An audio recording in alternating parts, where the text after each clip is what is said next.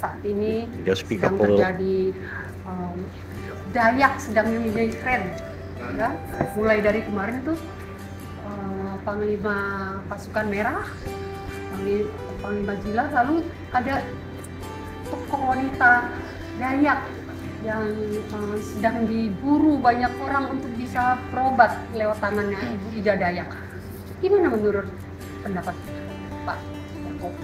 Memang masyarakat Dayak ini sebuah masyarakat yang unik gitu. Dari zaman dulu kita sudah mengenal sebenarnya ada pengobatan tradisional seperti Ibu Ida Dayak.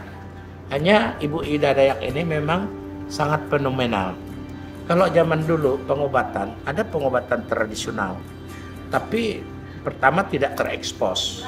Kalaupun ada pengobatannya itu misalnya patah tulang, atau misalnya pengobatan itu melakukan proses.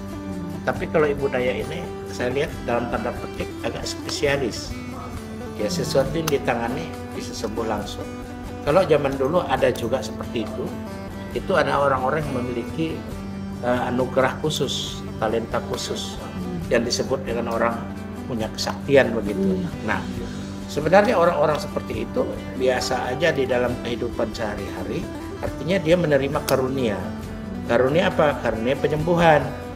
Tapi dikerjakan oleh Allah, oleh Tuhan sendiri pada dia. Tidak setiap orang mendapat karunia itu. Nah, terhadap hal seperti itu, menurut saya, ya kita perlu support, kita dukung. Karena itu kan sebenarnya bentuk di mana Allah sendiri, Tuhan sendiri, atau kekuatan yang di atas itu memberikan kepada dia untuk membantu sesama. Jadi harus kita dukung. Jangan dibully, jangan diolok, jangan dibuat seperti seolah-olah kita lalu merendahkan semangatnya. Saya sangat setuju pengobatan Ibu Dayak dan bentuk apapun dia. Mengapa? Karena kita lihat manfaatnya. Kalau dia bisa mengobati orang langsung sembuh dalam kondisi itu, ya itu luar biasa. Dokter aja banyak dokter malpraktik.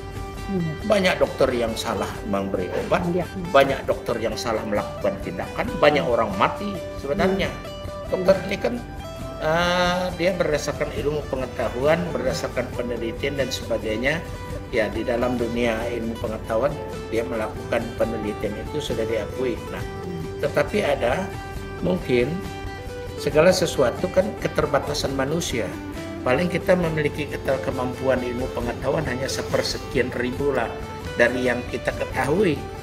Nah, apa yang dilakukan Ibu Ida ini sebuah fenomenal yang menurut saya sangat langka. Nah, karena itu kelangkaan ini harus dihargai sebagai suatu anugerah.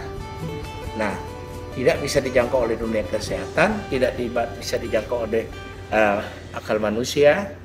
Nah, karena itu Ibu Dayak sebuah fenomenal yang mana menurut saya harus didukung. Yang kedua soal masalah Panglima Jila atau Pasukan Merah. Nah, bagi kita mengapa itu muncul? Itu muncul itu kan sebagai sebuah reaksi sebenarnya atas ketidakadilan yang muncul di tengah masyarakat Dayak. Digusur tanahnya, ya kan? Eksploitasi. Sementara masyarakat sekitar tidak mendapat apa-apa, hutan habis, rusak, alam rusak. Masyarakat adat hanya mendapat apa? Hasil dari kerusakan hutan dalam bentuk pencemaran lingkungan, ketersediaan air habis, hutan yang menjadi supermarket mereka untuk mencari ikan, mencari sayuran yang memenuhi kebutuhan hidupnya. Dengan adanya perkebunan skala besar, pertambangan habis. Sehingga apa yang terjadi bukan hanya itu habis, tapi ketidakadilan dirasakan mereka. Orang kaya di sekitar dia, Barbirbur bawa kayu, Barbirbur bawa sawit, Barbirbur bawa batu bara, bawa emas misalnya, bawa nikel, bawa zirkon atau bawa pasir kuarsa, bauksit. Tapi mereka hanya melihat, menonton. Mengapa? Karena selama ini memang tidak ada berpihakan kepada masyarakat adat, kepada masyarakat kita, tidak ada keberpihakan. Itu mana sumbernya? Ya undang-undang. Siapa yang membuat undang-undang? Pemerintah dan DPR. Nah, selagi orang kita tidak memiliki kekuatan di DPR, tidak sejagi itu kita tidak mampu berbuat apa-apa. Karena kalau mereka bertindak atas nama negara, atas nama hukum, maka kita berjuang kepentingan kita nanti lalu dianggap kita berlawanan dengan hukum. Nah, untuk melawannya apa? Muncul satu ide, oh nggak bisa, berarti masyarakat Dayak harus bergerak dengan kekuatan sendiri. Nah, bentuklah pasukan-pasukan. Sekarang ada pasukan merah, nanti ada Batamat, ada Bakormat, ya, Badan Komando Laskar Masyarakat Adat Dayak akan dibentuk, misalnya puluhan ribu, ratusan ribu akan muncul. Batamat misalnya, Barisan Pertahanan Masyarakat Adat di Kalimantan Tengah itu bisa saja. Nanti ada bala adat.